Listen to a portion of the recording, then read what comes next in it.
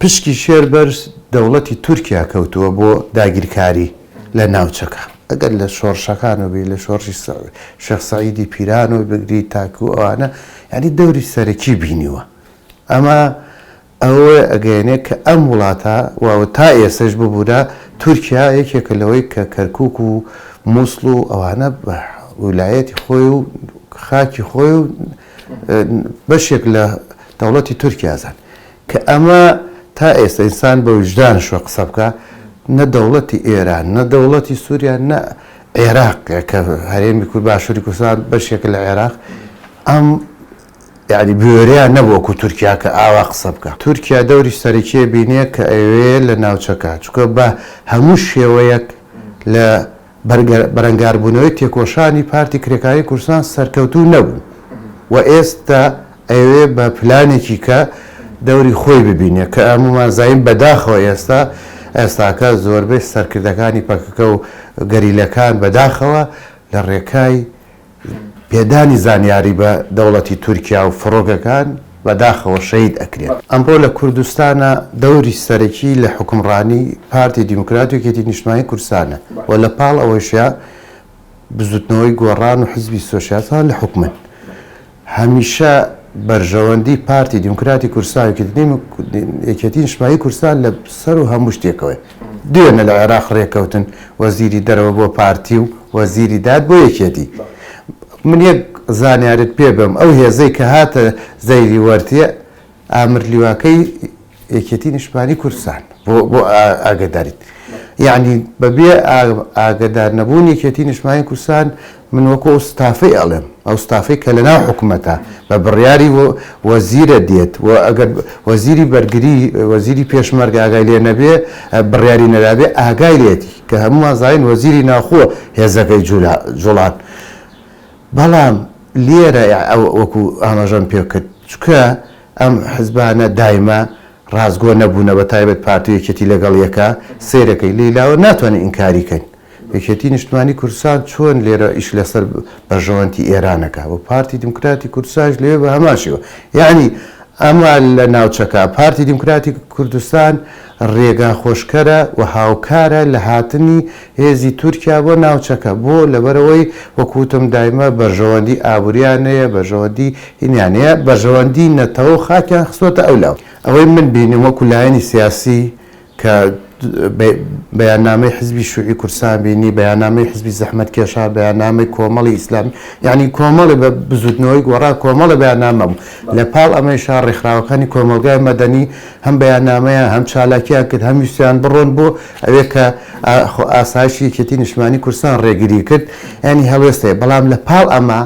ئێمە لای ئێمە شتێک نییە ناوی بڵێ ئەمە حکوومەتی هەرێمی کوردستانە ئەمە حکوومەتی پارتی دیموکراتی کوردستان و یەکێتی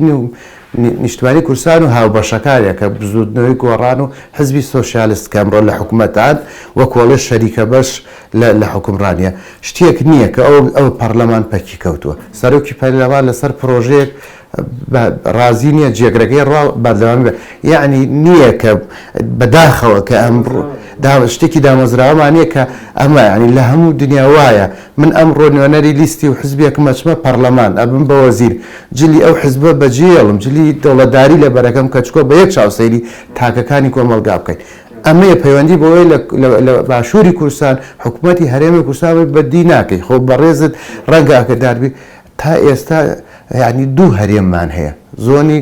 سەوز و زۆنی زەردە کۆنگرەی نەتەوەی کورد ئەمە غیابە ئەمە ئەگەر بە شێوەیەکی باش بووایە ئەیتوانی هێزەکان یەخاو بەداخەوە کە سیرەکەی هەرچەند هەوڵە درێ ئەم کۆنگرەیە بکرێ ینی کۆنفرانسێک لەم پرسە بکرێ نەحەزان و دیکتاتۆرەکان و دوشمنانی گەلی کورد پلانی تێکدانێدەن ئەمە جانبێکە جانبێکی کە ئەوەی هەیە ئێمە کە هەموو ئازاین کوردستانیە کوردستانە بەڵام مێژوو کردێتی بە چوار پارچە ئەلێرە سیرەکەی یعنی خیتابی بەتایبەت پارتی دیموکراتی کوردستان کە ئەوەیە پەکەکە میوانی لێرە بڕاتە ناو خاکی خۆی لە کاتێکدا خۆی یعنی ئەگەر سەر مێژووی خەباتی مەلا مستەفای بارزانی بکەیت لە ئێران بووە لە باکوور بووە لە هەموو شوێنە بوو وەکو ئێمە بێت تاوکەریەک بووین چۆن لە باشوورۆ گەنجەکان ئەچون بۆ ڕۆژ ئاوا و دامی ئەو شۆڕش ئەو تێکۆشانێک دژی چەتەکانی داشت ڕۆحی شەید قاسم شاد بێت هەمومان نەزانین ئەو جەنگاوەرانەی ئەو گەریلانەی کە لە چیاکانن تێکۆشانیان بۆ نەتەوەکەیە بۆ خاکەکەیە و پێم وایە داکۆکی کردنە لە هەر چوار پارچەیش بەداخەوە وەکوتم پێشتر ئاماژەم پێکرد تورکیا پیلانی داگیرکاری و بەگژاچوونەوەی تێکۆشانی پارتی کرێکارانی کوردستان بە شێوەیەکی کە گۆڕی و ئیش لەسەر جاسووسی ئەەکە یعنی مەبەستم ئەوەیە چۆن زانیاری وەرگێ لەسەر ئەوەی کە سەرکردەکان و گەریلەکانی پەکەکە لە چی ناوچەیەکن و چۆن بتوانێت لە ڕێگای فڕۆکە وەگوتم لە زۆر شتیکە یعنی هەوڵیدا سەرکەوتوو نەبوو ئەمە بەداخەوە کە لە ناوچەکە سەیرەکەی یعنی لە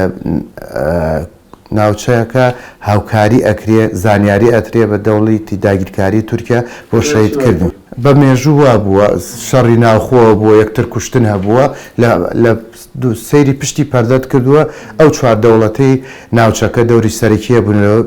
بێگومانم ئەوەیە کە ئەمڕۆ دەوڵەتان دەوری سەرەکیە بینن لەوە و تورکیاش وەکوتم کارکتەری سەرەکیە لە ناوچەکە و بەداخەوە لە باشووری کوردستان ئەو حزبانش کە هاوکاریەکە چکە تاک ناتوانانی هاوڵاتێکی ئاسایی ناتوانیەوە بکە حزب و دەستگایەکی گەورە لە پشت ئەمەوەیە بەداخەوە بە هیوام کۆتایی بەوە بێنن کە گەریلەیە کوردێک لە هەر پارچێکا شەید دەبێ بەشێکە لە جگەری ئێمە بەشێکە لە جەستەی ئێمە لە دڵی ئێمە